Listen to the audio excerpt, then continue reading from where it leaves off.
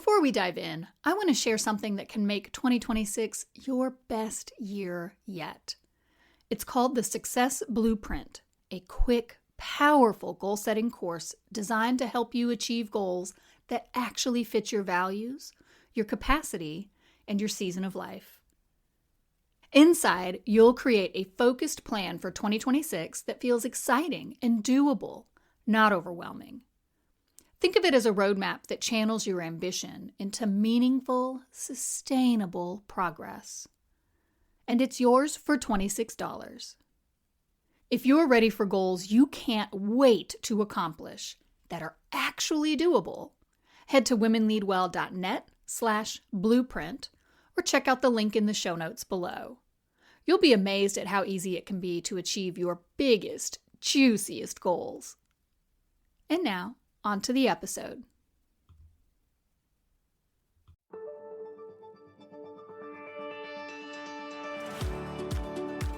Welcome to Joyfully Unstoppable, the podcast for women who are ready to succeed without the stress.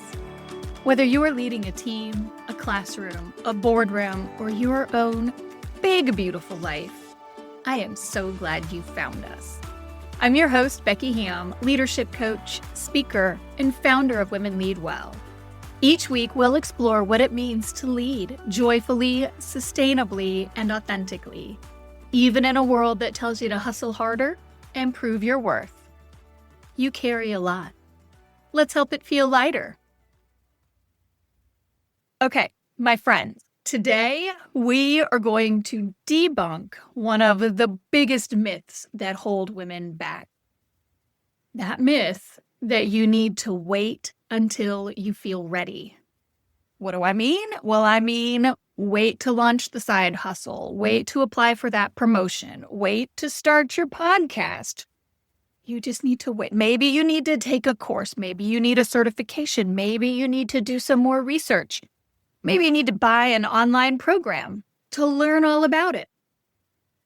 Friends, let me cut to the chase. No, you do not. You tell yourself that because you're afraid. Maybe you're afraid to fail. That's a very normal human reaction. Maybe you're afraid of what people will think or what they might say. Maybe you're scared that things won't work out the way you want them to, and you really want this, whatever this thing is. And so you've just been avoiding it entirely. If you don't take the risk, then you don't have to lose. You don't have to get the bad news. We have been talking about the inner critic a lot lately. And have you gotten on the wait list for the inner critic mini course? Yeah? Great. No? Dude, get on it. What are you doing? Well, all of those thoughts that tell you that you have to be ready before you can take action, that's just your inner critic, along with like a whole bunch of cultural conditioning that we'll talk about. But the point is that your inner critic is telling you an entire lie. Stop falling for it. Let's break it down. And let's start with some data. Most of us already know that study that shows that women only apply for jobs when they feel 100% qualified for the position, whereas men tend to apply for jobs when they feel like they meet roughly 60% of the qualifications for the position. The consulting firm McKinsey & Company, in partnership with leanin.org, just released an annual study. They do it every year, but the most recent version of the study just came out. I think it was December, maybe late November. And in that study, they demonstrate that only 62% of women feel safe in the workplace, taking risks and making mistakes, compared to 71% of men. There is a real gendered difference in risk-taking between men and women. And to really drive the point home, that women are a lot less likely to take professional risks than their male counterparts. And here I'm talking about risk-taking because if you want to wait to feel ready before you act, that's risk aversion. If you were waiting until you feel a certain way, as if look, I'll tell you, I tell this to my clients all the time. I told to a client just last week. Your feelings are real. You feel them, right? They are a real embodied experience for you. but your feelings do not represent truth. The feeling of not being ready, the feeling of a fear of failure, the feeling of I'm not good enough, the feeling of I need to do more, that's a feeling. The feeling is not grounded in truth. Your feeling is likely grounded in fear, maybe some anger, maybe some resentment, maybe some hope or optimism, or your feelings are grounded in other feelings, but they're not grounded in a true objective read of the situation. So feel those feelings, but man, don't give them that much power over you. And what the data is showing us is that women are statistically more risk averse, sometimes up to 40% more risk averse than their male counterparts. And so what's going on here? I mean, culturally, we know that as women, we have to perform at a higher level to be considered on par with average men.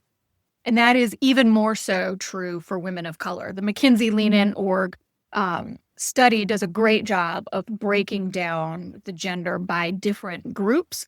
And it is startling if we think that that women in general are risk averse, or that women in general face obstacles to be taken seriously in professional environments. It is significantly more difficult for women of color. And that is just a sad reality, right? I'll talk about it on the podcast, but I don't have any real insight into how we're going to change the structural conditioning of our society. But my point is, there is a real cultural overlay that tells women not to take risks. And we see it exhibited in women's performance. And it's not just that gendered piece of men take risks, women don't.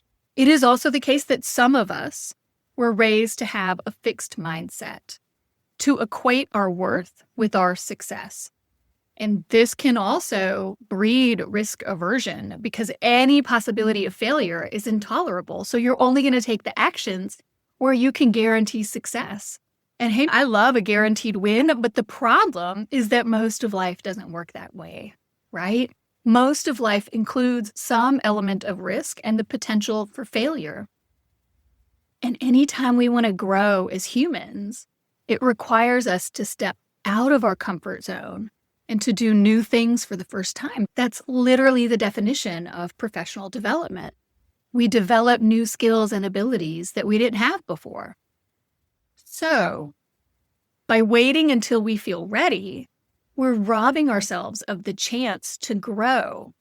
And my sweet friend, we are robbing our teams, our clients, and our communities of the best versions of ourselves. So, what can you do if this idea of taking action before you feel completely ready just leaves you paralyzed and locked up? And what do? Well, you can build your confidence through action. There is this common misperception that we are confident, and then because we're confident, we're going to succeed at whatever it is that we're doing. And yeah, confidence is a great contributor to success. But the reality is, confidence is the outcome of your action. You grow more confident by doing the thing. And when you do the thing, whatever that might be, as you learn and you actually can do it and you get more comfortable doing it, that builds your trust with yourself that you can do it. And confidence is a byproduct of that self-trust. So, it's a beautiful reinforcing cycle once you start the cycle. But what I'm going to say is if you don't feel ready to take action, and if you think you want to be confident before you take action, well, this is how you grow more confident. You take the action. The action gives you information back. It gives your brain and your body feedback about what worked, what didn't work, what felt good, what didn't feel good, where was it hiccupy, where was it friction, right? You get all of that information back. That information strengthens your judgment. And so now you know better for doing it the next time how you want to approach it to reduce the friction, to increase the part that feels good. And that judgment, your ability to discern and analyze and make decisions about implementation about the next time you take the action, that builds your trust in yourself. especially because this is where you do the thing, you get the information feeds judgment feeds self-trust. So now you do the thing again from a position of greater trust. You're going to get more information. That information is going to feed even stronger judgment. And that's also going to feed your self-trust. And then you're going to do it again, right? That's the good cycle, as opposed to just standing on top of the diving board, freaking out because you're scared to jump, right? Yeah. Okay. So knowing that cycle, I'm going to give you 3 things that you can do this very week to help build your confidence through action, to help kickstart that cycle and to keep momentum through the cycle. And so action number 1, you just want to pick a decision. Where are you standing on the top of the diving board, afraid to jump in? Or where are you waiting, paralyzed? What decision? And so I'm going to encourage you to pick a decision that feels professionally meaningful to you, right? Let's pick something, not a nothing burger, because you don't build trust if there's no actual growth, right? So pick something that means something to you. I'm going to say pick something that's aligned with your values and that you're going to, something that you actually want, something that you got a little skin in the game, it matters to you. Pick it. Doesn't have to be huge. Do something that you can actually do. And define what done looks like, not perfection, completion, not 0 flaws, but success, right? Define success in a reasonable term, in a reasonable way. So that's action 1, is you just get clear on what that thing is that you want to do that you've been afraid to do. Get clear on it, why it's meaningful to you, align it with your values, and figure out what the completed action is going to be. Okay? Step 2, I want you to plan to take the action, but I want you to have like a really narrow planning horizon. What do I mean by that? Well, let's say it is that you want to go for the promotion or you do want to launch your side hustle, whatever it might be. Like that completion might be months from now. Great. Okay, great. But you've listened to all of the episodes on goal setting that we've already done this year. And you know that those big, vague, long-term goals are harder to achieve. I want you to win. I want you to pick an action and plan for something that you can do in the next 7 days. Okay? And so maybe that is you make an appointment to talk to your accountant about the tax situation to file your LLC.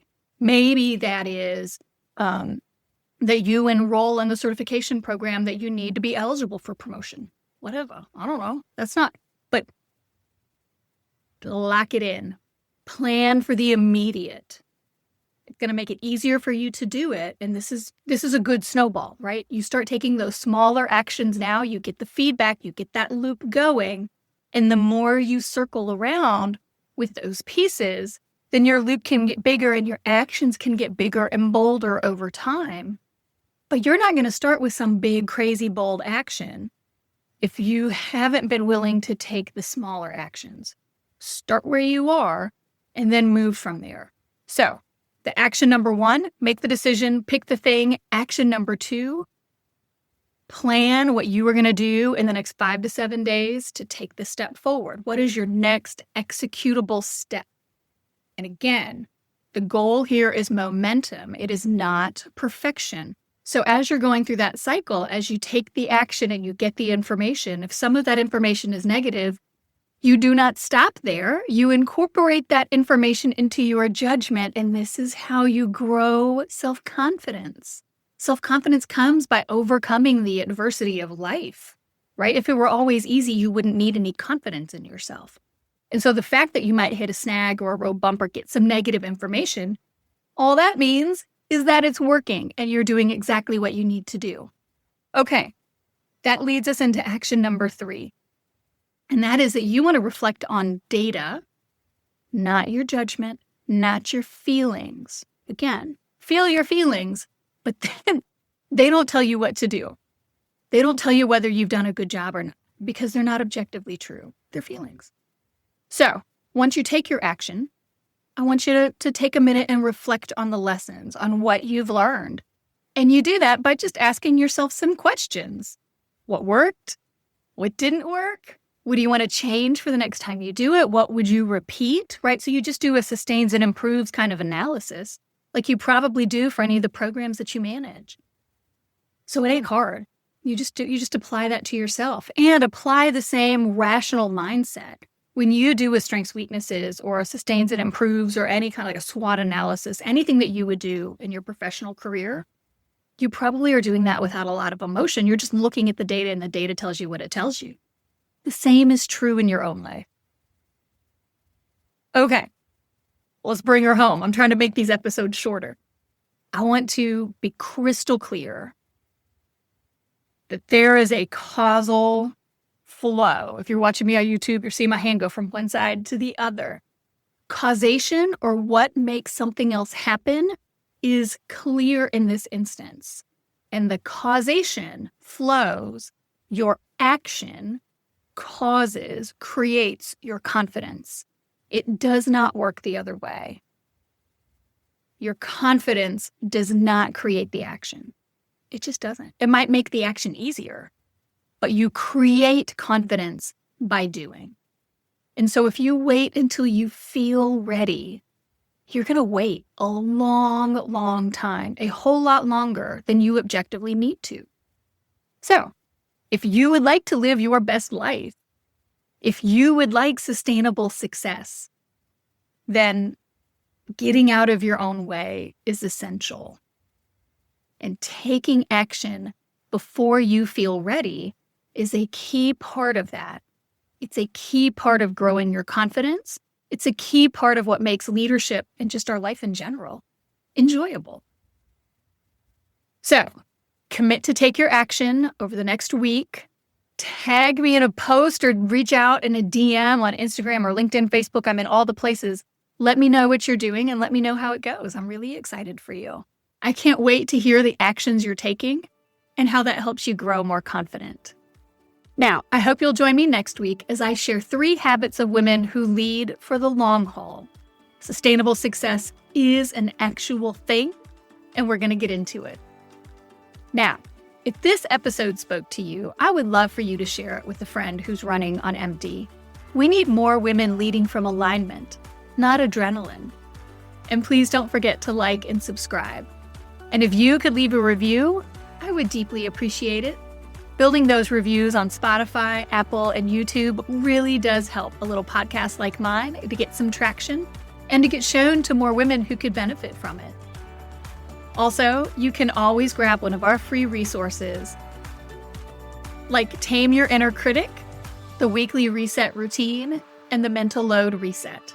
All of that is available on the Women Lead Well website, and I'll link them in the show notes below. And if you haven't signed up to the waitlist for the Inner Critic mini course, girl, get on it. That link's in the show notes too. Remember, joyful, sustainable, and authentic leadership is possible, and you deserve to enjoy every minute of it. Until next time, I'm Becky Hamm, and this is Joyfully Unstoppable.